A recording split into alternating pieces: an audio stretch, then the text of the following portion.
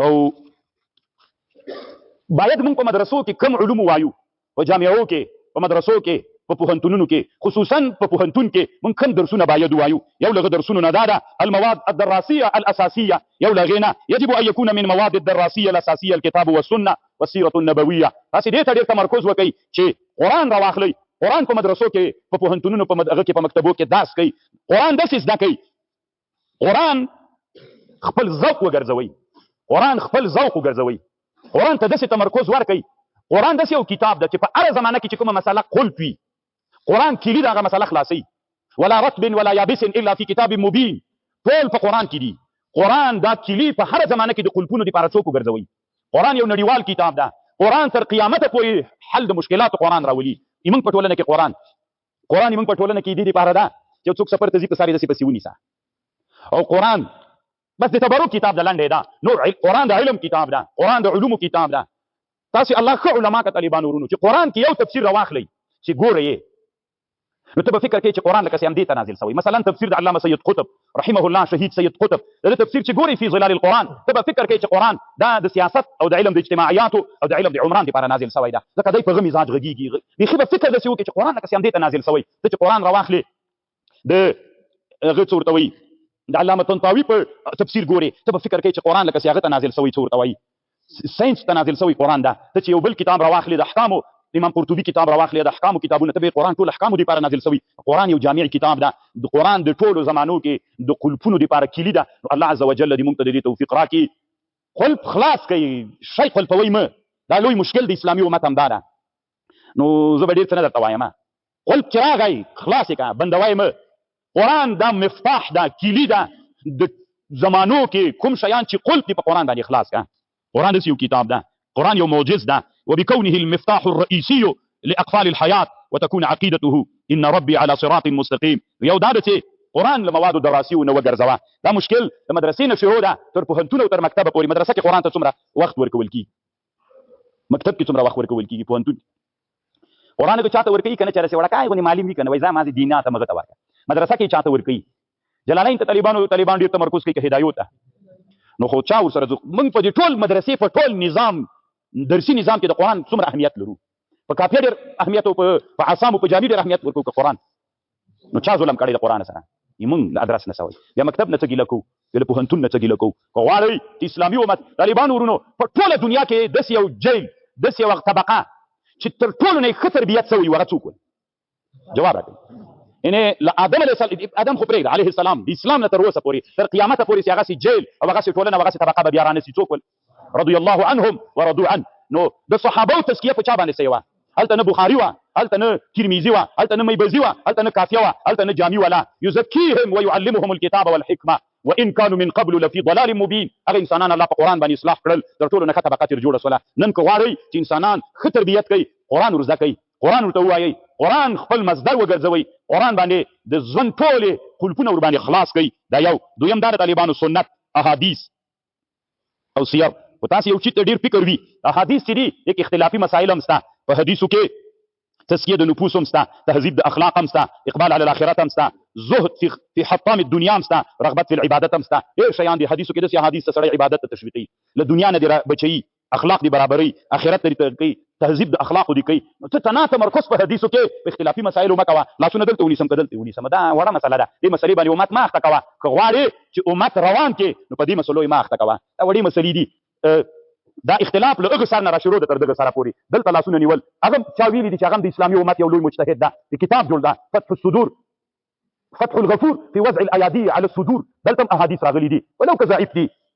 درهم السره في وضع اليدين تحت السره. احناف هم په کتاب جوړ کړی، خو جنګ مه پرې باندې کوه، ته دلته عمل کوه، دلته عمل کوي، شخړه مه ترې نه جوړوه. د اسلامي امت مه سره اخته کوه. شافعیانو، حنبلیانو، مالکیان دي رفع الیدین کوي، ولې دا رسول الله کړی ده. امام بخاري چې اصح الکتب بعد کتاب الله د دغه مذهب ده، بخاري مستقل کتاب هم پر رفع الیدین جوړ کړی ده. ای دې کوي تا چې ولید کنځا مه ورته کوه، سپکه مه ورته وایه، زړه کې دې بد مه ترې نه راوله. مونږ خپله دا وایو چې رسول الله کړی ده صلی الله علیه وسلم، خو مونږ دلایل بیا بیل دي. مونږ وایو چې دا یې کړی، بیا وروسته بېرته پرېښی ده. داسې نه وایو چې بیخي نه ده کړی، کړی د رسول صلی الله علیه وسلم، اوس یې بېرته پرېښی ده. مونږ دا دلایل وایو. مونږ یې نه کوو هغوی یې کوي، هغوی چې کوي مونږ به بد نه پسې وایو، مونږ چې کوو هغوی به مونږ پسې بد نه وي. امت مه اخته کوه په داسې مسایلو باندې چې هغه غوږونه به داسې کوي او نه به دې نیولي، دلته به دې نیولي، نیولي به دې، نه به دې نیولي. دا هغه فروعي مسایل دي د امت په دې مسلو مې اختلاف کوه ته چې د حدیثو په میدان کې ودرځېږي ډېرې داسې مسایل به ووینې بله لویه مسله دا ده نو د حدیثو کې تنها اختلافي مسایلو ته مه متوجه کېږه حدیث یو لوی باب ده تهذیب د اخلاقو د ټولنې په باندې وکړه نور ډېر کارونه شته پکې هغې ته امت متوجه کړه او بل دا ده له دې جامعې او له مدرسې نه چې کوم طالب راوځي باید دا څوک وي واسع الصدر تنګ نظر یې نه نن اسلامي امت ټول مشکل تنګ نظر مولایانو جوړ کړی دا تنګ نظر وي بس دا یو دوه درې مریدان یو دوه درې شاګردان دا مسلمانان نور ټول کافر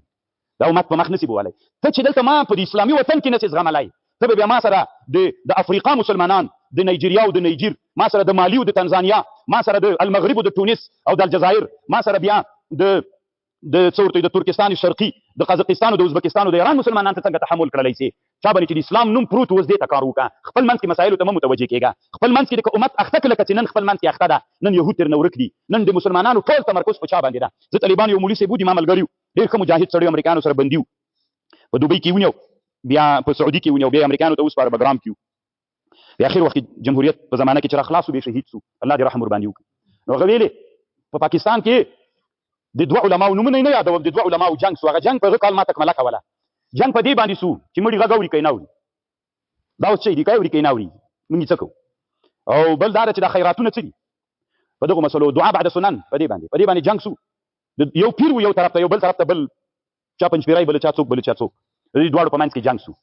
نو چې جنګ سو 14000 کسان انسانان په دې دواړو طرفو جنګ کې شهیدان ووژل شول نو دغه مولوي صاحب ماته ویلې یو بل مولوي صاحب هم شهید شوی بختاجان مولوي صاحب نومېده فکر کوم د پکتیکا ولایتو که د کېدای شي پکتیکا طالبان یې پېژني فکر کوم د پکتیکا ولایتو چې ژوندی ده که شهید شوی ده لکه نو دا دویم وایي راسره وایي ملا عمر رحمه الله موږ ته یو پیغام راولېږه چې تاسې ورسئ هغه وخت کې امارت بېرته ړنګ شوی و بېرته نه وایي دا 2009 اتم کال داسې وخت که څوم کال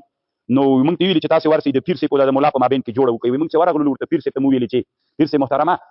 ګوره دومره وړې مسلې وې 14000 کسان احصایه شوې ده په دې کې شهیدان ورځ د قیامت کې چې د الله حضور ته بیا ودرېږي او جنګ په چی شوی ده دعا بعد سنن شته که نشته ما د امت دلته تاسو طالبان ورونو واړی علما هر وخت درته وایي په همدغه متمرکز کوي چې څنګه د ملا سره دښمني وکړي دا د امت په خیر نه ده خیر د الله مو ښه علما که الله مو د پراخ تحقیق خاوندانو البدایه والنهایه تاریخ څه ده دا چې وګوري په کلونو چلیږي په دغه کال کې دا ملا مړ شوی دا پیدا شوی ده د اخر کې تیسي به یو عنوان کړي اخر کې چې په دې کال کې څه نادرې پیښې شوي دي بیا وایي چې په دې کال کې په بغداد کې د شیعاګانو د سنیانو خطرناکه جنګ وسو دومره ووژل شول په دې کال کې د حنبلیانو او د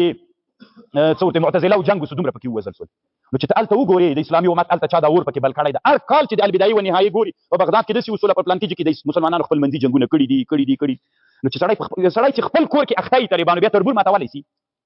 تاسې خو پښتانه یې هر یو هلته د موږ تاسې کې تربینت مسلې دي کور کې چې دوه ورونه په جنګ باندې وي تربور بیا ماتولی شي خو چې دوی خپل منځ کې دا ورونه څوک وي سره بیا تربور ماتولی شي موږ تربور کوپر د طالبانو ورونو موږ کوپر څه وخت ماتولی شو خپل منځ کې خود مسلې لرو ډېرې مسلې ته ګډېږه زه وایم ګډېدل ناروا دي چې ما باندې کوپر فتوا مه کوه ما له اسلام نه مه باسه ډېرې به داسې نورې مسلې وي بس همدې ته ناست چې ودرېږه د یو چا د کوپر مسله ثابته کړو یوه مسله دا ده چې طالبان په دې مدرسو کې راوځي واسع الصدر رحب الذراع لاس به ډېر اوږد دي داسې اوږد چې ټولو ته غاړه ورکړي اسلامي امت نن دې ته ضرورت لري داسې طالب کافر بچی دا دلته چا راوستی واسع الصدر به پراخه سینه به لري دا لاس به ډېر اوږد دي چې هر چا ته غاړه ورکړي اسلامي امت دې ته ضرورت لري نن ميالا الى جمع كلمه المسلمين دې ته به ډېر مایل وي چې د مسلمانانو کلمه راټوله سي یو مسلمانان یو سي او مسلمانان چې متفرق دي هغه متفرقوالی ختم کړي ويقصر الفجوه بين المذاهب واهلها د مذاهبو او د علماو په مابین کې چې کوم اختلافات هغه اختلافات له منځه ویسي حسن الظن بأئمة المجتهدين والسلف المتقدمين وټول متقدمین علماو ښه ګمانو کې هغه خالیګان چې د اسلامي امت د علماو په منځ کې د مذهبونو په منځ کې راغلي هغه خالیګان راکړه یو یې کسره ویې ګنډه طالبانو قیچي کول ډېر خلک کولی شي ګنډل هر څوک نشي کولی ګورئ هر څوک قیچي کول کولی شي غچي باندې پرې کول کولی شي ځان نه قیچي مه جوړوئ طالبانو که علما سوئ د اسلامي امت مه قیچي کوئ اسلامي امت وګنډئ پروا نه کوي بعضې شیانو کې به تاسو سره اختلافات وي او د بل خامخا علما فکري اختلاف لري علم یې لري که تاسې د ما کتابخانې ته راسئ زه په زرګونو کتابونه در وښیم څنګ ته یو کتاب ته فرض که داسې فرض که چې همدغه کتابونه والا هر یو عالم ده ژوندی د اوس په دې کتابخانه کې ناسته بهررایق یو څه وایي شامي بل څه وایي فتح القدیر یو څه وایي بهررایق بل څه وایي د بهررایق ورور ابن نجیم المصري د بهررایق په کان شرح ده د یو څه وایي د ورور نهر الفایق چې هغه هم په کان باندې شرح ده هغه بل څه وایي ورونه خپل منځ کې علمي تحقیقاتو کې مخالف دي سره دا هېڅ پروا نه کوي دا علمي تحقیقات دي دا علمي څېړنې دي دا اوس د ما یو ورور درته وایي لږ طرف نه باید ترجمه داسې وکړو زور ټیم له دې طرف نه کوو نو دی باندې موږ شخړه وکړو نه دا د شخړې خبرې نه دي او بل دا د طالبانو ورونو غیر مثير للضغائن والاحقاد القديمه هغه پخواني حسدونه بېرته مه راپورته کوه پخواني زمانې ته لاړ شي د شافعیانو د حنبلیانو منځ کې داسې وو هغه بغاینو هغه حسدونه بیا راپورته کړي والامة لا تطيق اختلافا جديد ای علماو ای طالبانو ای د اسلامي امت رهبرانو دغه امت دومره ځپېدلی او ځورېدلی ده دا د نوي اختلاف توان نه لري دغه اسلامي امت سخت ځپېدلی اختلافونه مه ورته راوړه پخواني اختلافونه هغه پخواني جوړ وکړه ګنډل وکړه